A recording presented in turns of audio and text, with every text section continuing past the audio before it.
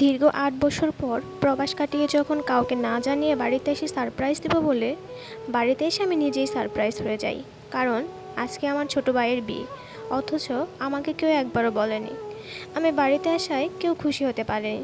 আমি ভালোই বুঝতে পেরেছিলাম এটা, কারণ তাদের চেহারায় খুশির চেয়ে বিরক্তটাই বেশি ছিল। সবার সাথে কুশল বিনিময় করে আমি ঘরে যাই।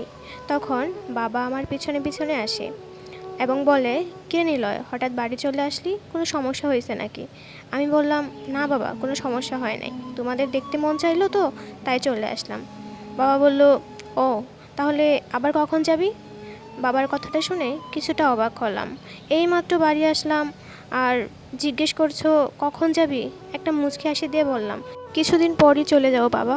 তখন বাবা বলল, ও তাহলে এখন না এসে কিছুদিন পরেই তো আসতে পারতি, এখানে অনেক লেনাদেনা বাকি আছে আমাদের।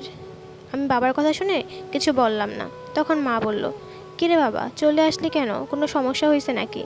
আমি বললাম, না মা, কোনো সমস্যা হয় নাই, এমনি তোমাদের দেখতে ইচ্ছে হলো তাই চলে আসলাম। মা বলল, ও আচ্ছা, ফ্রেশ হয়ে আয়, আজকে আমার রাকিবের বিয়ে, তুই যাবি না তোর ভাইয়ের সাথে? আমি বললাম, না মা, আমি অনেক ক্লান্ত, তাই যাব না। আমি আমার বাবা মার কথাগুলো শুনে অবাক হলাম।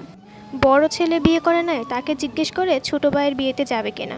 সবাই ছোট ভাইয়ের বিয়েতে চলে গেছে, শুধু মা ছাড়া। সারাদিনের জার্নি করে অনেকটা ক্লান্ত আমি, তাই কিছু না খেয়ে ঘুমিয়ে পড়ি। ঘুম ভাঙে মানুষের হইচই শুনে, বুঝতে পারলাম বউ নিয়ে চলে আসছে। এর মধ্যে ছোট ভাইয়ের সাথে কথা বা দেখা হয় নাই, ওইভাবে শুয়ে আছি। আমাকে কেউ কিছু জিজ্ঞেস করেনি আমি কিছু খেয়েছি কিনা। একটু পর ছোট বোন আসলো, বলল, কেমন আছো ভাইয়া? আমি বললাম, ভালো, তুই কেমন আছিস? বলল, ভালো। ভাইয়া, তুই মনে হয় সকাল থেকে কিছু খাওনি। আমি বললাম, আরে না, তেমন কিছু না, খাওয়া হয়েছে আমার। বোন বলল, ভাইয়া তুমি মিথ্যা কথাটাও ভালোভাবে বলতে পারো না, তুমি বসো, আমি খাবার নিয়ে আসতেছি।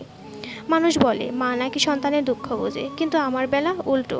আম্মুর মনেই নাই আমি বাড়িতে আসছি। এতক্ষণ যার সাথে কথা বললাম সে হলো আমার ছোট বোন, একমাত্র বোন। আমার চেহারা দেখে বলতে পারে আমি কি চাই, তাই তো বুঝতে পারছি আমি কিছু খাই নাই। কিছুক্ষণ পর খাবার নিয়ে আসলো, এসে বলল, ভাইয়া খাবারটা খেয়ে নাও। ভাইয়া একটা কথা বলি। আমি বললাম, কি বলবি বল। আমার বোন বলল, আমার হাতে খাইয়ে দেবো তোমাকে। আমি বললাম, দে, অনেক দিন হলো কারো হাতে খাবার খাই না। তারপর ছোট বোন খাবার খাইয়ে দিয়ে চলে গেল। রাতের বেলা সবাই আমার ঘরে আসলো, সাথে ছোট ভাইও ছিল। আম্মু বলল, নিলয় কি এনেছিস আমাদের জন্য, একটু দেখা তো।